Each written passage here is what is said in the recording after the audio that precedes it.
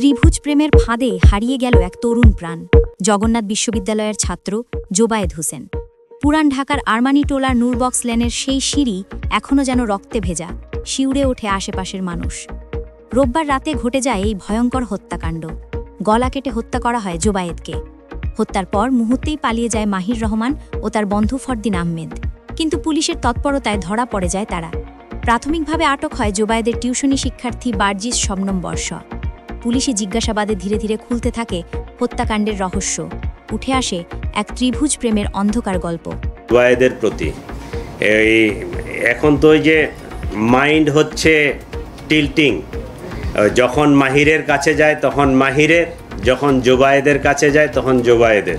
তো মাহিরকে সে বলছে যে জোবায়েদকে না সরাতে পারলে আমি আসলে তোমার থাকতে পারবো না। এই কথা থেকেই তারা জোবায়েদকে সরায় দেওয়ার পরিকল্পনা করে। জানা যায় বর্ষা একসময় প্রেম করত মাহিরের সঙ্গে, কিন্তু সেই সম্পর্ক ভেঙে যাওয়ার পরও ভুলতে পারেনি মাহিরকে। এই সময়েই তার জীবনে আসে গৃহশিক্ষক জোবায়েদ। এক নতুন সম্পর্কে জড়িয়ে পড়ে তারা, কিন্তু পুরনো প্রেমের ছায়া যেন থেকে যায়, যা পরে রূপ নেয় প্রতিশোধের ফাঁদে। তদন্তে পুলিশ জানায় প্রায় 23 দিন আগে বর্ষা ও মাহির আবার যোগাযোগ শুরু করে। জোবায়েদ যখন এখানে আসে উপস্থিত হয়, তার সাথে কথা কাটাকাটি হয়, তাকে বর্ষাকে ত্যাগ করার কথা বলা হয়, তার ওখান থেকে সরে আসতে বলা হয়। সে এটা বলে যে সে মেয়ে তো আমাকে ভালোবাসে, আমি কেন সরে যাব। এই এক পর্যায়ে তর্কাতর্কির পর্যায়ে এই চাকু দিয়ে তার গলায় পোঁচ দিলে জোবায়েদ রক্তক্ষরণে, অতিরিক্ত রক্তক্ষরণে সেখানে মারা যায়। এই ঘটনায় আমরা মোহাম্মদ মাহির, বার্জিস শবনম বর্ষা মেয়েটা এবং মাহিরের যে বন্ধু ফরদিন আহমেদ আইলান, তিনজনকেই আমরা গ্রেপ্তার করতে সক্ষম হয়েছি।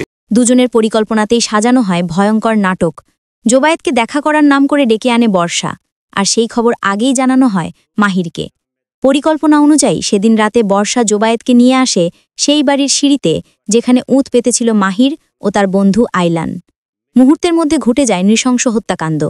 ধারালো ছুরির কোপে ফিনিশিং লাইন টেনে দেওয়া হয় এক তরুণ জীবনের।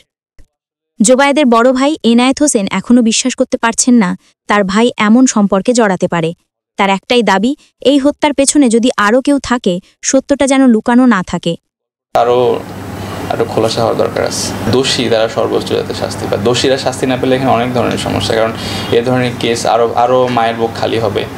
ঠিক আছে, আর দোষী কেউ শাস্তি না পেয়ে নির্দোষী শাস্তি পেলে এটা একটা কলঙ্ক হবে বিচার বিভাগের জন্য। জোবায়েদ ছিলেন জগন্নাথ বিশ্ববিদ্যালয়ের ছাত্রদল শাখার নেতা, পাশাপাশি বিভিন্ন সামাজিক সংগঠনের সক্রিয় সদস্য। এক উজ্জ্বল পরিশ্রমী তরুণ, যার ভবিষ্যৎ হয়তো অনেক বড় হতে পারত, কিন্তু এক বিকৃত ভালোবাসার গল্পের বলি হয়ে থেমে গেল তার জীবন।